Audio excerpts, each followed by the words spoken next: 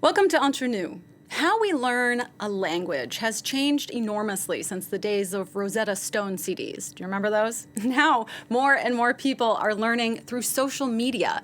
And our guest today has a wildly popular Instagram account where 1.4 million French speakers follow to help them perfect their English.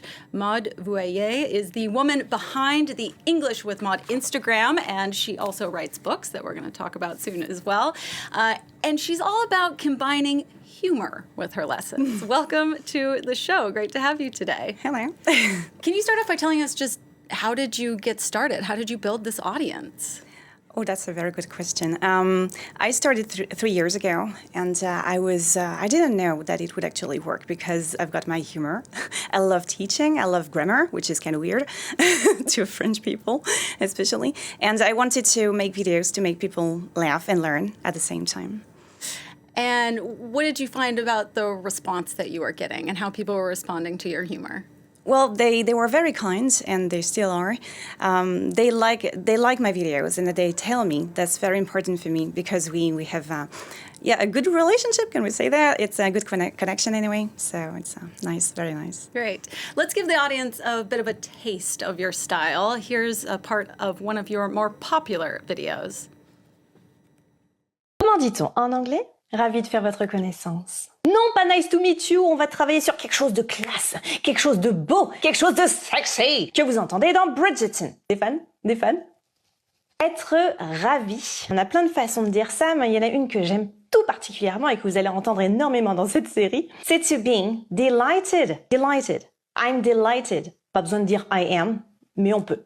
De faire votre connaissance. Très bonne expression à connaître également. To make your acquaintance. Ah, ça change du nice to meet you, hein? I'm delighted to make your acquaintance. Now, that's a very fancy English expression, but you teach very simple ones as well. Yeah. How do you decide what to include in your videos? I just go with the flow. I don't know. When I have an idea, when I hear something funny, when I hear a good grammar rule that I want to work on, I don't know.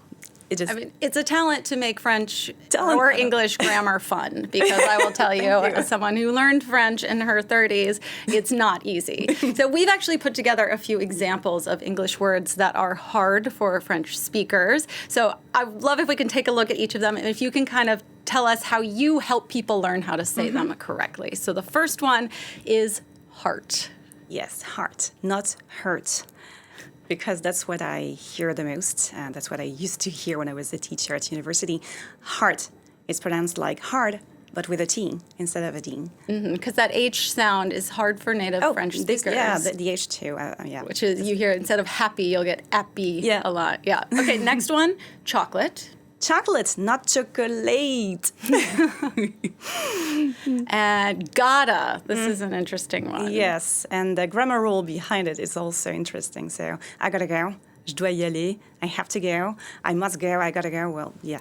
We work on the pronunciation, but not only, also the rule that's behind it. That's when you gotta learn gotta. Exactly. If you're gonna really understand English, because we use it constantly.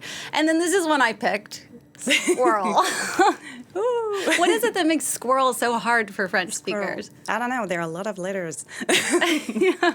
But yeah, it's definitely one of the most famous words ever. Well, if you can get squirrel, then you've really mastered English, from what I understand. Okay, so your latest book is called Learn English with Maude. It's full of funny dialogues for people to practice topics like what to do when someone you live with snores. And you propose that we act one of these out. So we're going to act one out that's called No Filter.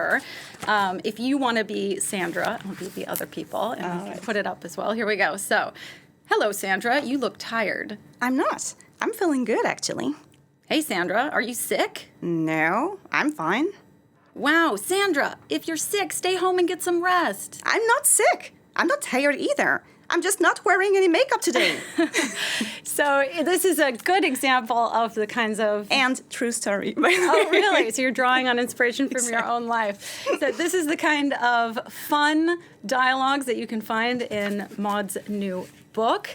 And you have other books as well. And so it's a way to really make learning English more fun and better for kind of those everyday conversations. Exactly. So, Maud Bouillet, this was so fun. Thank you so much for joining us. Thank you so much for having me. And if you are watching France 24 to help improve your English, or you have a Francophone person in your life who could use a fun way to improve their skills, check out Maud's new book. That's it for this edition of Entre Nous. Thank you so much for watching France 24.